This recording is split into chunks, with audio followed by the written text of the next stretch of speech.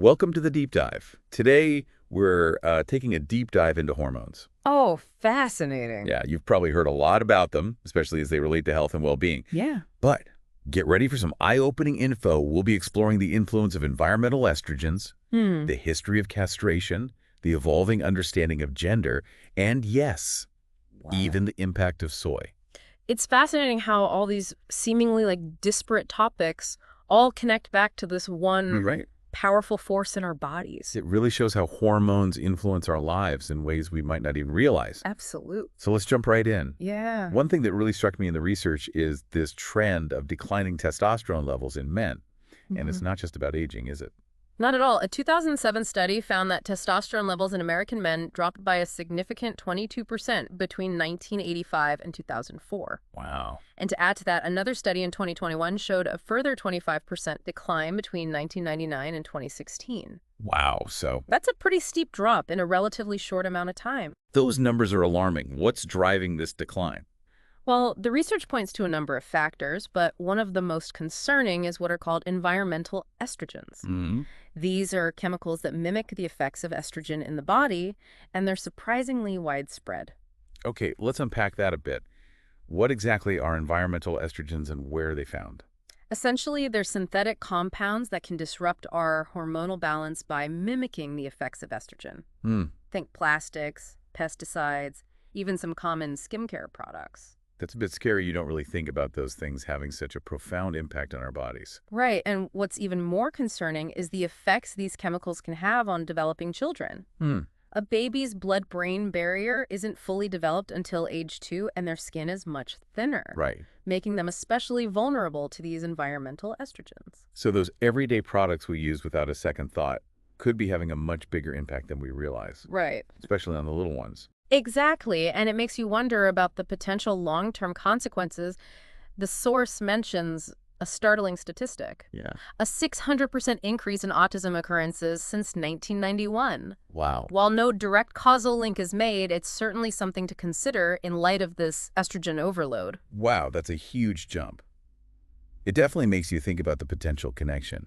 Yeah. But environmental estrogens aren't the only culprit, right? There's also the issue of phytoestrogens. That's right. Phytoestrogens are plant-derived estrogens found in foods like soy and flaxseed. Right. And while they're often touted as healthy, especially for vegetarians and vegans, Yeah. the research suggests they can also have an estrogenic effect on the body. I remember reading about this in the source material. It compares 1 cup of soy milk to 1 birth control pill in terms of estrogenic potency. Yeah. That's a pretty striking comparison. It is, and it raises some interesting questions about the potential impact of soy-rich diets, especially in men. Absolutely. One study mentioned in the source material looked at marmoset monkeys that were fed soy formula. It found that those monkeys had significantly lower testosterone levels and exhibited some developmental differences compared to monkeys who weren't fed soy. That's a key finding. And there's another study that linked soy formula consumption in infancy to the development of uterine fibroids in women later in life. Wow. Interestingly, it wasn't necessarily the number of fibroids that was different, but the size and volume. Wow. They were much larger in women who had been fed soy formula as babies. That's quite a difference. So all this talk about soy being a health food might need to be re-examined, at least when it comes to hormonal balance. It seems that way. Of course, it's important to consider the counter-argument as well. Right. Asian cultures have been consuming soy for centuries and are often associated with longevity. Right. That's a good point. How does the source address that? It uses the example of the Okinawans in Japan, known for their long, healthy lifespans. Okay. It turns out their diet isn't solely focused on soy. Right. They eat a variety of foods and prioritize lifestyle factors like strong social connections, physical activity, and a sense of purpose. So it's more about a holistic approach to health rather than any single food. Exactly. And this leads us to another interesting point raised in the source. Okay. The need to challenge conventional medical wisdom. Okay, let's dive into that. What aspects of conventional medical wisdom is the source questioning? Well, it's pretty critical of the standard methods for testing hormone levels. Hmm. It argues that blood, saliva, and even the so-called Dutch test are often inaccurate and can lead to misleading diagnoses. That's interesting. You'd think those tests would be pretty reliable. You would, but the source raises some valid points about their limitations. Okay. It also questions the over-reliance on supplements and the common belief that the liver can detoxify all harmful substances. This is where things get a little controversial, isn't it? It does. The source is essentially arguing that we've become too quick to look for quick fixes in the form of pills and treatments, Hmm. and we've lost touch with the wisdom of our own bodies. That's a thought-provoking perspective, it seems like. The source is advocating for a more holistic, back-to-basics approach to health. Yeah. Am I reading that right? You are. The source proposes a lifestyle rooted in natural practices, something it calls the eat like the animals approach.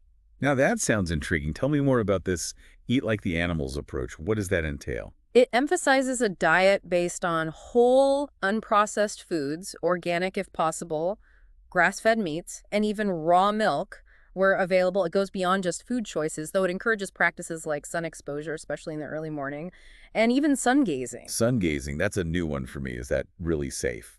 The source recommends doing it only during the first hour after sunrise or the last hour before sunset, when the sun's rays are less intense. It stresses caution and gradual exposure. There's also grounding or earthing, which involves connecting directly with the Earth's energy by walking barefoot or lying on the ground. I've heard of earthing. It's supposed to be good for reducing inflammation and improving sleep. There's some preliminary research suggesting potential benefits, but more studies are needed to confirm those claims. And for those looking for an invigorating boost, the source suggests incorporating cold exposure, like brief cold showers. I might need to work my way up to that one brr.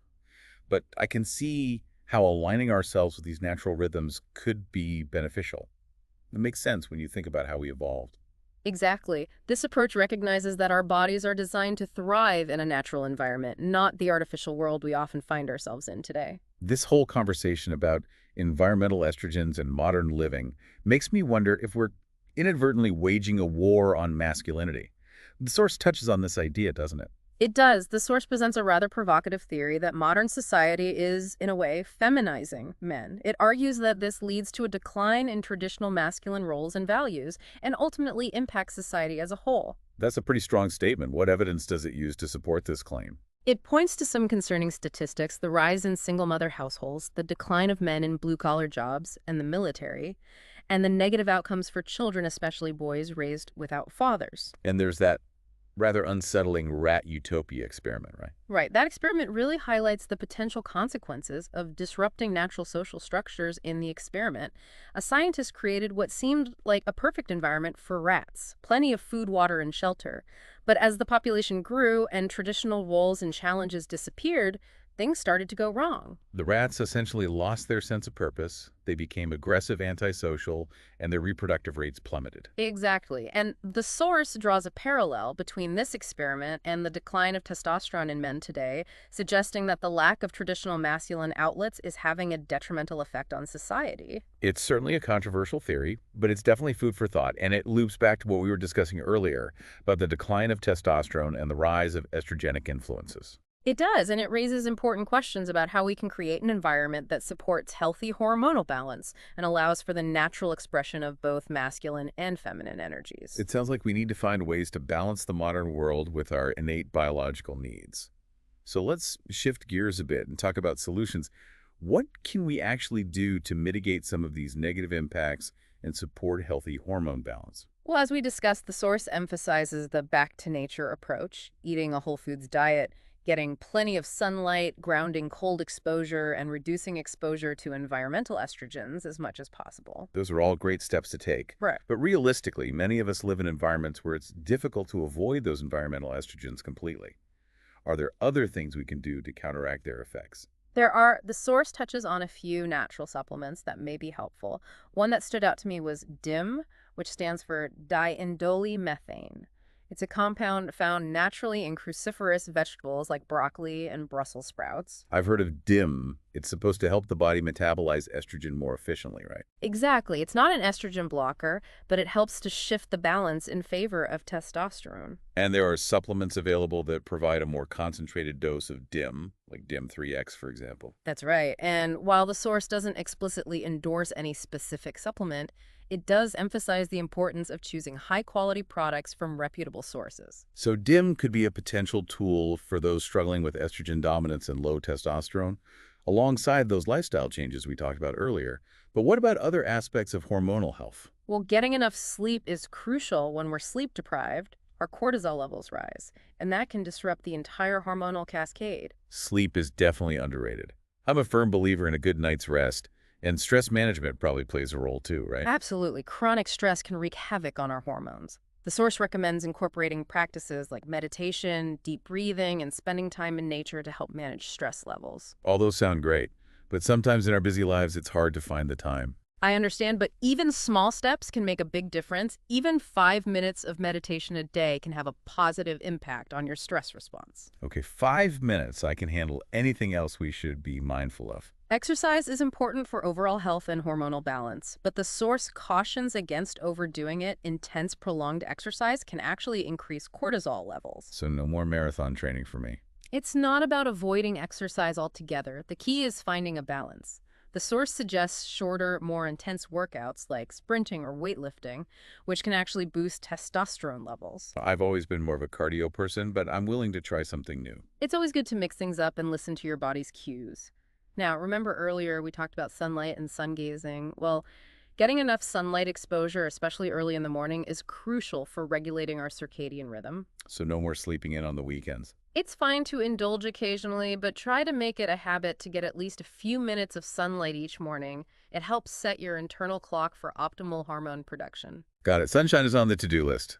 We've covered sleep, stress management, exercise, and sunlight. What about grounding or earthing? Is there anything more to add on that? There's some promising research suggesting it can reduce inflammation and improve sleep. It's as simple as walking barefoot on grass or sand for a while each day. I can definitely make time for that. Anything else on the list of natural hormone balancing practices? Believe it or not, even something as simple as cold exposure can be beneficial. You mentioned cold showers earlier. I'm still not sure about that one. You don't have to go to extremes. Even a short burst of cold water at the end of your regular shower can be invigorating and potentially boost testosterone levels. Okay, I'm willing to give it a try. Hmm. It seems like there are a lot of natural solutions we can incorporate into our daily lives. Exactly. And the beauty of it is that these small, consistent changes can add up to make a big difference over time. It's about taking ownership of our health and making choices that support our overall well-being.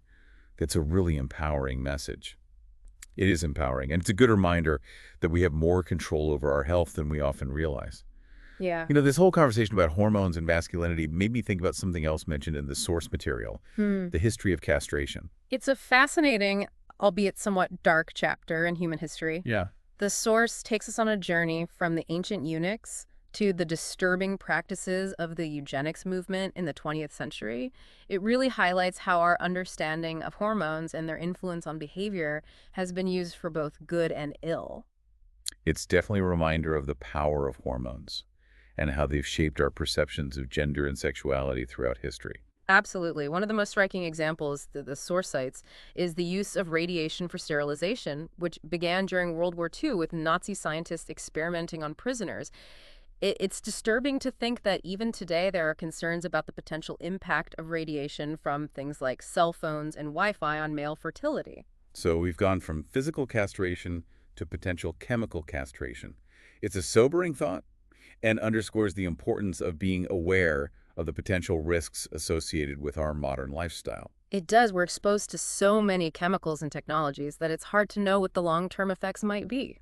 It's like we're conducting a giant experiment on ourselves without even realizing it. In a way, yes, and that's why it's so important to stay informed, question assumptions, and make conscious choices about how we live our lives. We've covered a lot of ground in this deep dive. We have. From the decline of testosterone and the rise of environmental estrogens, to the controversy surrounding phytoestrogens and the importance of challenging conventional medical wisdom. We've also explored the benefits of a back-to-nature approach and delved into the historical and modern implications of castration. It's been quite a journey. It has, but I think the most important takeaway from all of this is the interconnectedness of it all. Yeah. Hormones don't exist in a vacuum. They're influenced by everything from our diet and lifestyle to the chemicals we're exposed to and the societal norms we live by. It's a complex web, but it's a web we can learn to navigate by understanding how hormones work and how they're affected by our choices. We can take control of our health and well-being. Exactly. And that's the ultimate goal, this deep dive, to empower you with the knowledge to make informed decisions. So we've explored some potential solutions today, from lifestyle changes to natural supplements, like dim the power to create a healthier hormonal balance is in our hands. Thanks for joining us on this deep dive into the fascinating world of hormones. Till next time, keep exploring.